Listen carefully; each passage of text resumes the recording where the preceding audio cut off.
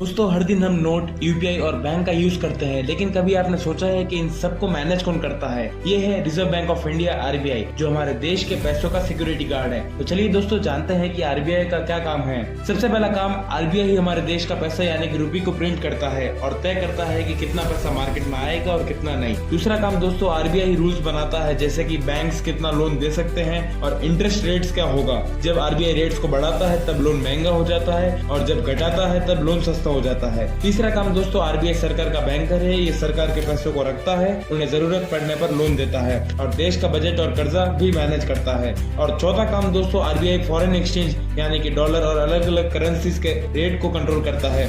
जब आप कहीं विदेश जाते हो या ऑनलाइन कुछ खरीदते हो जिसमें डॉलर का यूज होता है तो उसका रेट आरबीआई ही डिसाइड करता है। आरबीआई ही तय करता है कि हमारे पैसों की वैल्यू दुनिया के सामने स्ट्रांग रहे और ट्रेड स्मूथली चले। तो दोस्तों आशा करता हूँ आप समझ गए होंगे कि आरबीआई ही वो सिक्योरिटी गार्ड है जो हमारे देश के पैसों को, बैंक्स को और पूरी इकोनॉमी को सुरक्षित रखता है। और आपके हिसाब से आरबीआई का सबसे इम्पोर्टेंट काम कौन सा है, कमेंट्स में जरूर बताएं।